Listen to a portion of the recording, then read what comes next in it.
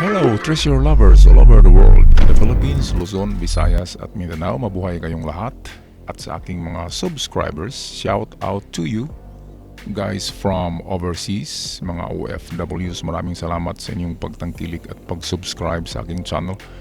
At sa aking mga avid followers right here in the Philippines, thank you so much. At ngayon ang ating tatalakayin at i-decode ay itong padala ng ating ka-TH at atin siyang tutulungan na ma-decode, madagdagan yung kanyang approach or strategy sa paghanap ng hidden treasure na nandyan sa waterfalls.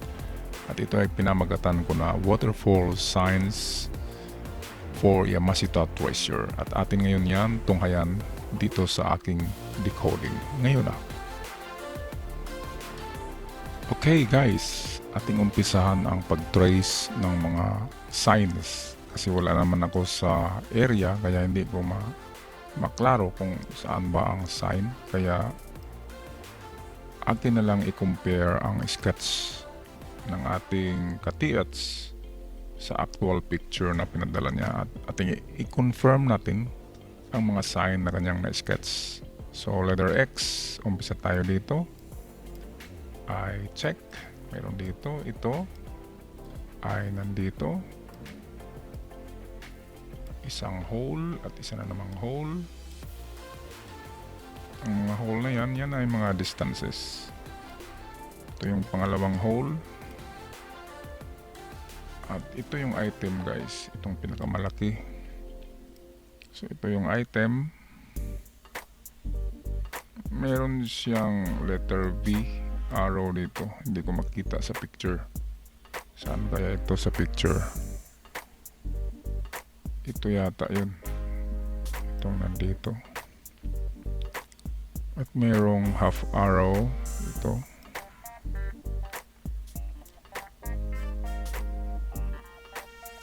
At mayroong arrow na yung may tail na arrow na kaganyan.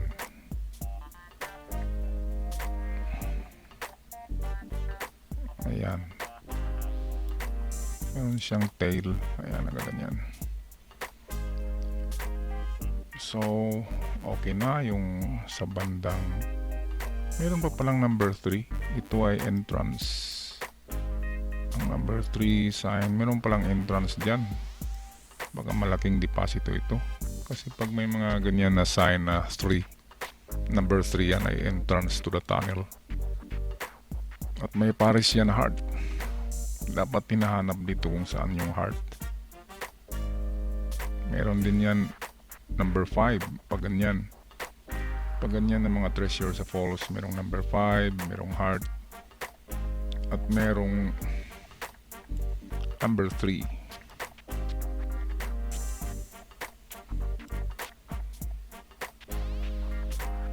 Ito sa tingin ko, ito ay hindi letter V.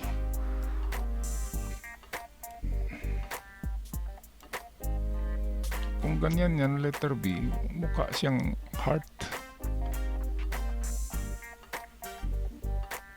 At meron siyang sign for direction. Yan ay way ang meaning. That way. So lahat ng arrow ay papunta sa bandang kanan. Ngayon meron siyang katabi dito na sign. Sign for a cave. Ayan. Ito ay cave pa rin.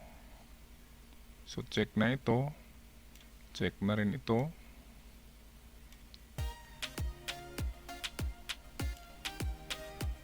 Ito na lang. Saan ba ito banda? Ito. Dito. Ayan, nagaganyan. Nakaturo pa rin siya doon. All the road leads to the right. Dahil sa kanyang mga indicator ng direction, 4 ang nakaturo sa kanan. So, mamaya i-decode natin yan. Atin muna tingnan ang mga nakita niya sa kanyang pag-sketch. Ito ay seemingly heart shape or parang triangle stone.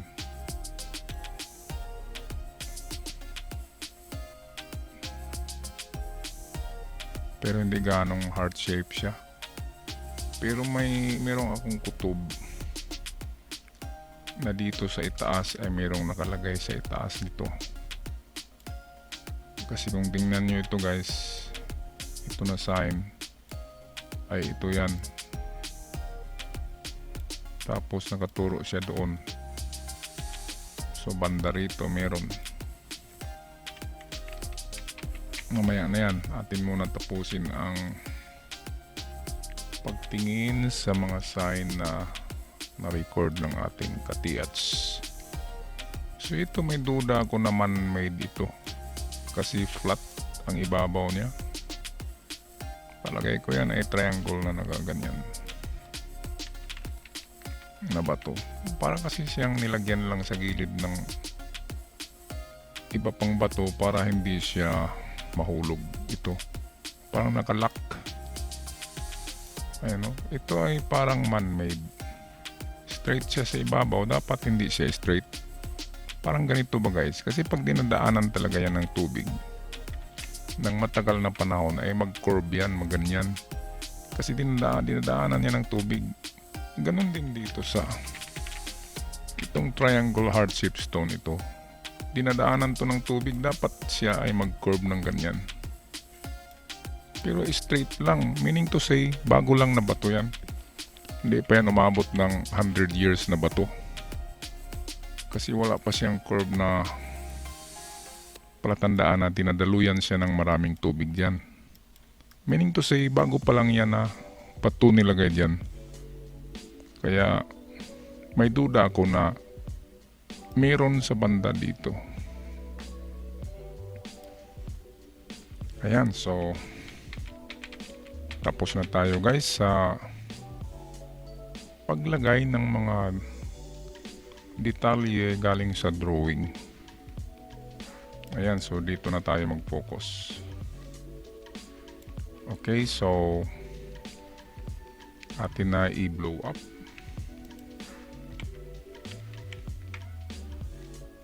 I-blow up na natin ang ito, yung area. Okay, at mag-umpisa na tayo guys sa ating decoding ng ating nakikitang mga signs dito. At muli, paalaala ko lang na hindi 100% ang aking decoding. Kasi hindi naman ako ang nagbaon yan at hindi rin ako kasama sa nagbaon yan.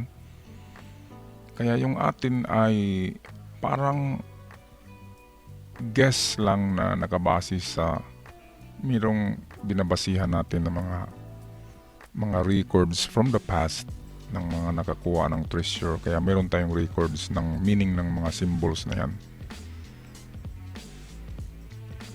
So ang aking decoding ay makakatulong din yan, makadagdag yan ng about 10% sa inyong pag-decode din yan, kasi kayo naman talaga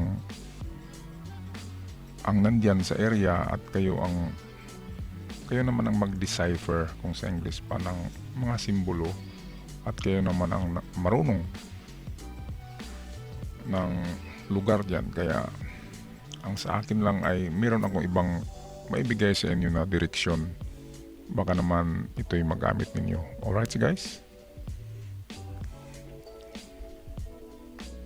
at nandito na ang lahat ng symbols na nag-gather natin galing sa sketch ng ating katiats. Okay, so hanapin natin ang mga magagandang sign. Ang X, yan ay starting point for research, for the search of buried treasure. Ang X ang confirmation na meron dyan. Okay, ang mga holes naman na ito ay distances. That is 5, 10 meters away from here. So 10 meters lahat yung dalawa. Sa 10 meters ay matagpuan natin ito. Ano ba ito? Yan ang item or deposit. Ito yung item.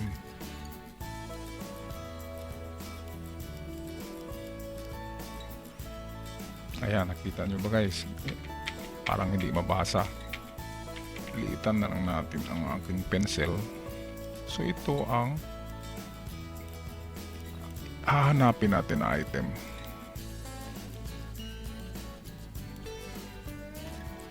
Pero pag ganitong maraming sign guys ay meron yan mga giveaways na 2 or 3 bago pa ang big deposit.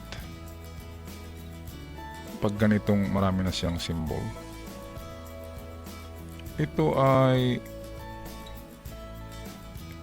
sign ng cave. Meron siyang distance na 10 meters din. Tama. At meron siyang direksyon na papunta doon. So 10 meters dito guys ang binigay na distance. At dito naman ay 10 meters. So eksakto talaga. Ngayon ang hanapin na lang natin kung saan yung 10 meters na yan. Ngayon tingnan natin ang mga arrow sa 10 meters. Kung saan natin hanapin ang item na ito. Itong nandito. Ang item ay nakalagay sa ibabaw. Kasi itong bato dito parang ito na yung layout map nila. Layout map. Kaya itong item dito ay nasa ibabaw ito guys. Kung wala dito, banda rito. Or dito. Kasi ibabaw siya. Sa lahat ng symbol dyan, ito yung pinakaibabaw ang item. Kaya pataas ang hanap natin dyan. Papunta tayo guys sa itaas. Okay. Indicator muna tayo ng direction. Basta't alam na natin na 10 meters ang distance ng item. Ngayon, hanapin natin ang mga arrow na nagturo ng direksyon. Ito ang meaning nito na ganyan. Yan ay way. That way, going that way. Saan bang turo niya papunta roon? Kung 7 lang yan, nakaganyan. Yan ay indication ng degrees or layo ng item pag number 7 siya. Pero pag ganito na sign, yan ay arrow or way. So meron siyang maliit dito na arrow din. Ito ay nagturo sa malaking arrow para ito ang tingnan natin na direksyon na papunta siya sa kanan. Okay, so ito na arrow ay nag-point dito sa malaki. At ang malaki na arrow naman ay nag-point siya papunta doon. Ayan. So isang indicator na yan na isa. Hanap tayo ng pangalawa na direksyon ng arrow. Ito naman guys, ito ay half arrow. Ang meaning niya na distance is 7. Bakit naman 7? 10 lahat ang nakalagay dyan. O kunwari 7 na lang. So 7 siya papunta doon. Pero nasabi ko naman sa inyo na kung wala sa 7, nasa 10. So ang arrow na ito can be changeable distance. 7 or 10. Pwede na. So meron na tayong dalawang indication ng direction guys. Kulayan natin ng yellow ang directions para hindi tayo maligaw. Okay, ito yung direction, yellow. Ito. At papunta lahat doon. At paano ba natin malaman ang distance? Dahil nakalagay na dito sa 10, 10, tsaka dito 10 meters going that way. Ang nakalagay dito guys ay merong cave na going that way. Parang merong butas ka na papasukin going that way sa kanan na tinuturo nitong dalawang arrow. Ngayon hanap pa tayo ng isang arrow na nagtuturo. Ito guys, so papunta rin doon siya. Ayan. At papunta siya doon, pareho sila ng direksyon tatlo.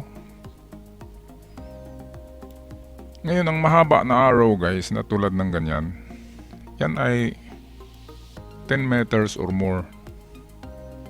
So eksakto dito sa decoding natin ng mga holes, 10 meters distance. At papunta din siya doon sa unahan, 10 meters. Kaya tingnan nyo guys sa gilid ng falls na ito, 10 meters galing dito, doon.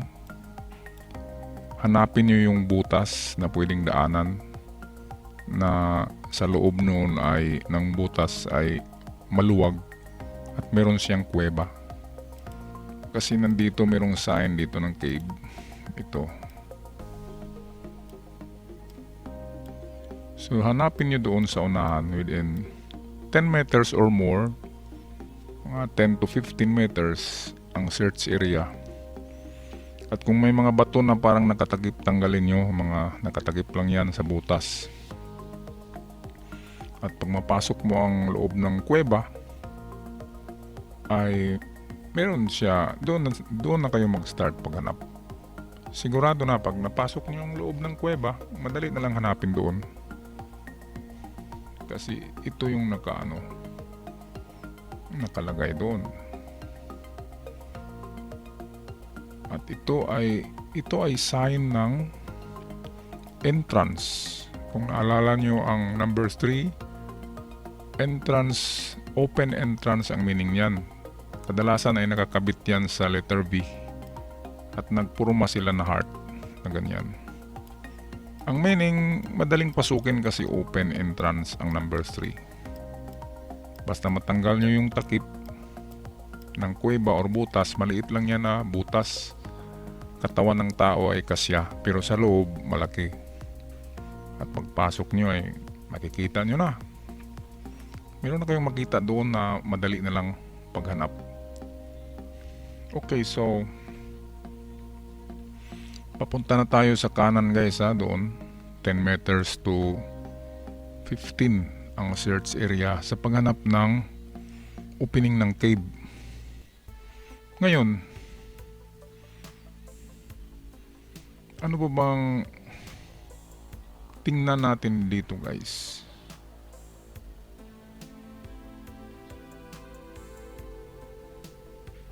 Arrow, meron tayong tatlong arrow nagturo sa kanan, 10 to 15 meters.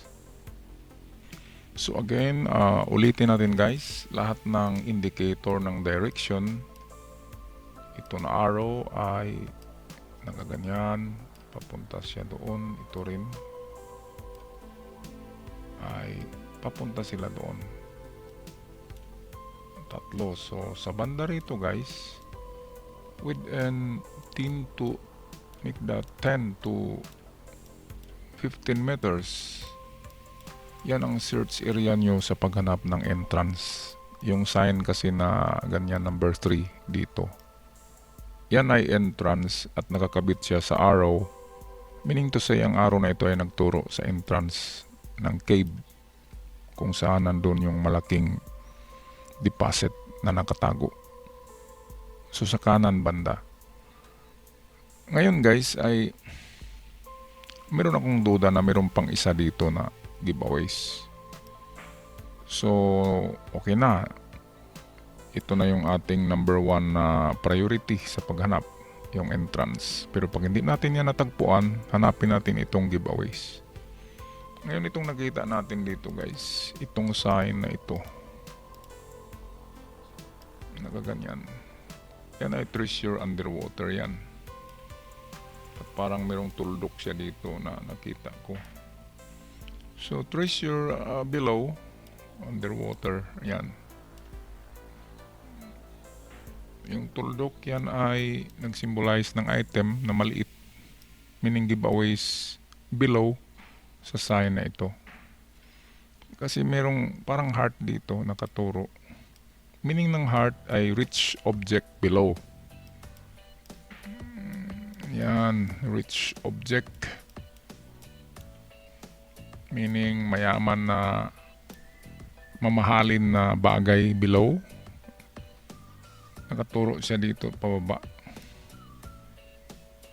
Pero nakakonekta din siya dito sa ganito na arrow na nakaturo doon. Pero meron dito sign na treasure in the water. Yang M na yan ay treasure in the water. Directly below kasi nandito yung bilog. Okay guys, so ito yung giveaways natin na hahanapin. Madali lang kasi below. Ayan, gamit lang tayo dyan ng snorkels. At tingnan natin dito at the bottom. Parang may bato nga dito. Tanggalin itong bato, parang pinatong lang yan. Tinakip. At sa baba niyan, giveaways na pwedeng nakasemento ng semento na maliit lang yan, mga 40 by 40.40 meters, nasa 20 by 20 inches yan pag mga giveaways na concrete cement. Kung nasa ano naman yan, ammunition box nakalagay, maliliit na ammunition box. So ito yung palagay ko sa giveaways dito sa baba. At yung isa naman dito na item, itong malaki, nakalagay kasi siya guys sa itaas. So nag-indicate siya na meron pa sa ibabaw dito, banda sa ibabaw dito or dito sa baba nitong triangle rock. Kasi sabi ko naman kanina na itong triangle rock dito ay napaka-straight. Dapat kasi kung nakita nyo itong sa itaas, ito, yan ay maganyan ang itsura niyan. Pag dinadaanan niya ng tubig sa matagal na panahon, magka-curve talaga ang itsura ng bato. Ngunit dahil yan ay bago pa lang, sa panahon pa yan ng hapon, kaya tuwid at straight siya. Dapat kasi na ganyan siya, curve. Kung talagang dinadaanan niya ng tubig. At naka-triangle pa siya guys, kung tingnan nyo. Kaya kaduda-duda na sa banda rito, baka mayroon pa diyang isang giveaways, which is itong tuldok na ito ang nagpapakita or sign na mayroong treasure above diyan sa falls na yan. Okay, at kulay tayo ng iba kasi magulo na yung ating drawing. So ilan na ba guys na items ang aking nasabi? So dito sa 10 to 15 ay hinahanap natin ang entrance ng cave dahil sa sign na number 3 yan ay open entrance, na kung saan ay ang cave ay maliit lang yan na butas sa entrance, tinatakipan niya ng bato, tapos pagpasok nyo ay maluwag sa loob. At doon, mayroon na kayong makikita ng mga sign na directly magtuturo sa item. Ngayon dito, ang hinahanap natin ay yung giveaways. So ito yung unang giveaways na nakita natin guys. Ayan, nagturo siya. Treasure in the water ang meaning niyan. Yung parang M na nakaganyan. That is treasure in the water. So mayroon, check this stone here. Itong malapad na bato, i-check nyo yan. Baka mayroong nilagay dyan sa baba ng bato. At dito naman, dahil sa napakalaki na butas na ito, yan ay symbol ng item. At sa ibabaw siya nakalagay, meaning to say, ito yung pinagdudahan ko, yung triangle. Kasi napaka-straight niya dito. Dapat kasi may ano dyan, di ba? Pag dinadaanan niya ng tubig, nabubutas yung ano dyan, bato. At duda ko, kasi naka-triangle siya nakaganito. Dito mismo na banda guys, i-check nyo itong ibabaw ng bato. Baka semento lang yan. So treasure in the rock. Kasi pag ganyan na sign ito, yan ay 0. Sa Japanese, ang 0 ay maru. Yung maru ay treasure na nandyan, naka-0 na siya, wala ng distance. Kung di dyan na mismo kung saan nakalagay ang sign. Kaya i-check nyo itong lugar na ito. Baka yan ay hollow rock. Kung hollow rock yan, pag tutunog yan, pag gagamitan nyo ng martilyo or maso, ay butasin nyo na kaagad kung hollow rock yan. Kasi meron niyang giveaways. At ang giveaways ay ang halaga niyan ay nasa 1 million to 3 million worth of jewelries assorted. At dito sa cave ay ito ay milyon-milyon na halaga kung makita nyo yung entrance. Alright guys, yan lang muna ngayon. At dagdagan nyo na lang ng inyong mga kaalaman at sa ating mga subscribers na marunong din sa pag-analyze ay mag-share rin kayo ng inyong opinion kung saan nakalagay yung mga deposit dyan para tulong-tulong na lang.